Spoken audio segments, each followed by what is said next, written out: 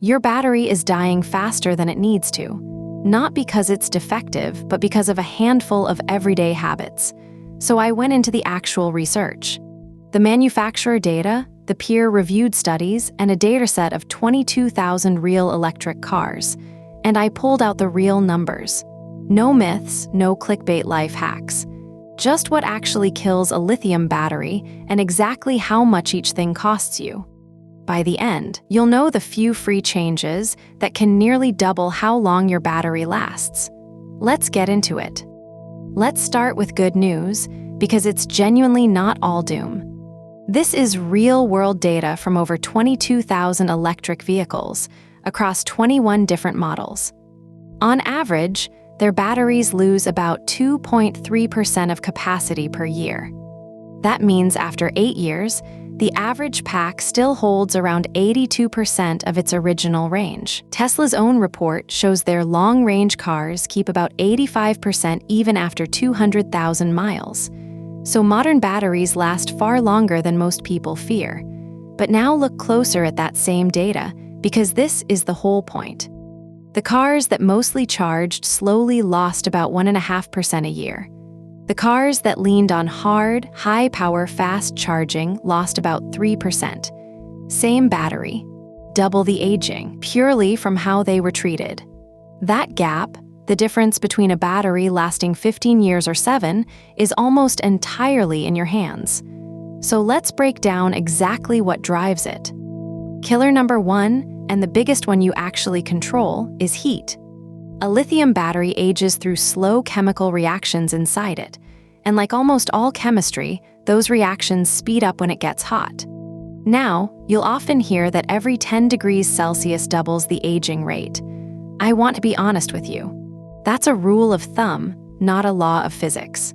For real battery cells, the measured figure is somewhere between 1.4 and 2 times faster per 10 degrees, depending on the chemistry.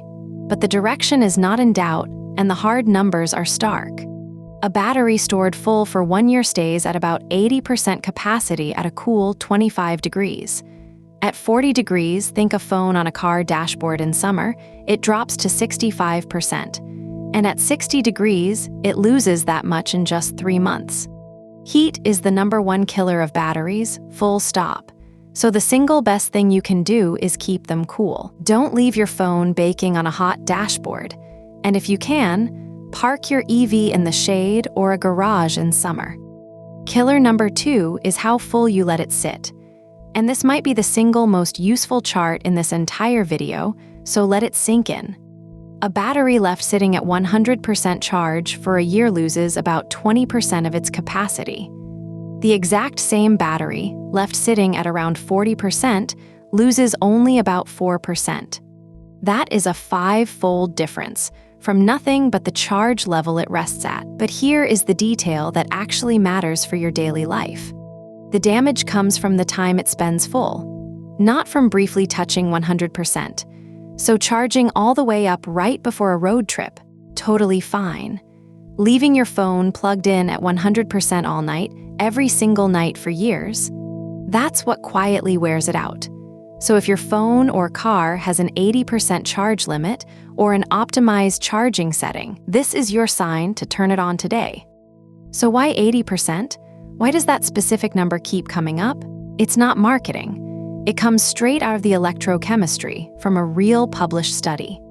When a battery sits at a high state of charge, the anode is crammed full of lithium, and it sits at a voltage that slowly eats away at the electrolyte around it. That reaction grows a film that permanently locks away a little lithium every day. Below about 50% charge, that reaction is slow and flat, but above about 65%, it climbs steeply.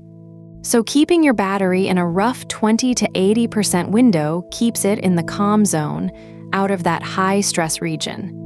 That one habit, all by itself, can dramatically slow how fast it ages. Killer number 3 is depth, how deeply you drain the battery each time you use it. Engineers measure battery life in cycles, where one cycle means using 100% of the capacity, added up over time. And the relationship is dramatic. Look at this. A typical cobalt-based battery might survive around 300 full cycles if you drain it from 100 down to 0 every single time.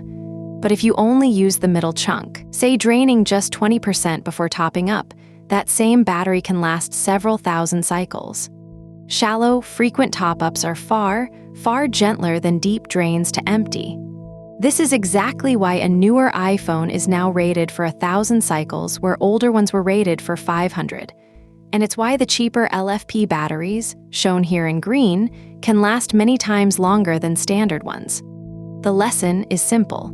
Small sips beat big gulps. Now the big one that everyone argues about in the comments. Does fast charging kill your battery? The honest answer, from that real fleet of 22,000 cars, is mostly no. On a modern, liquid-cooled electric car, leaning heavily on high-power fast charging raises yearly aging from about 1.5% to about 3%.